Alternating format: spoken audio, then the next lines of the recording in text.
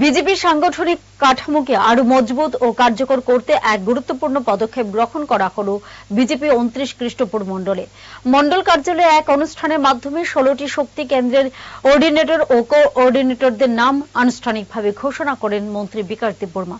29 কৃষ্ণপুর মণ্ডলে মোট 15টি শক্তি কেন্দ্র ছিল, কিন্তু জনগণের স্বার্থে এবং সরকারি বিভিন্ন সুযোগ সুবিধা আরো দ্রুত ও সঠিকভাবে পৌঁছে দেবার উদ্দেশ্যে একটি অতিরিক্ত শক্তি কেন্দ্র গঠন করা হয়েছে। ফলে বর্তমানে এই সংখ্যা দাঁড়ালো 16তে।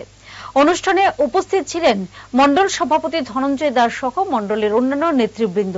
মন্ত্রী বিকাশ দেববর্মা জানান, নতুন ও অভিজ্ঞ দুই প্রজন্মের নেতৃত্বকে একত্র করে গঠন করা হয়েছে এই 16টি শক্তি কেন্দ্রের সাংগঠনিক দায়িত্ব।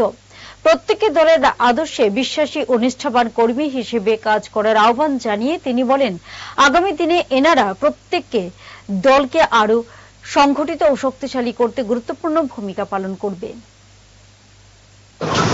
মিডিয়া বন্ধুদেরকে আজকে 29 কৃষ্ণপুর মণ্ডলের মধ্যে নতুন শক্তি কেন্দ্র ঘোষণা হয়েছে।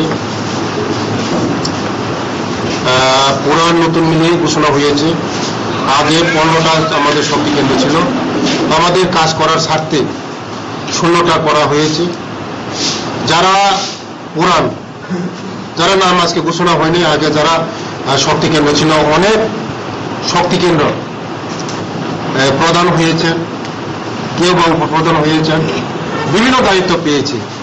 তার জন্য আজকে আমাদের কাজকে আরো দ্রুততা করার স্বার্থে, দ্রুততা করার লক্ষ্যে, আমাদের পার্টিকে আরো মজবুত করার, সংগঠনকে আরো মজবুত করার স্বার্থে দায়িত্ব আমরা বন্টন করে দেওয়া হয়েছে। মাসিমণি, কেমন এটা?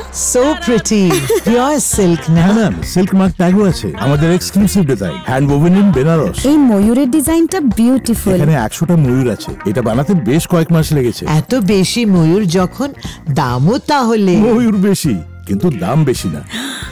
এখন mister Kishore, I love you even more. Hand woven pure silk sarees by Taneira, a Tata product.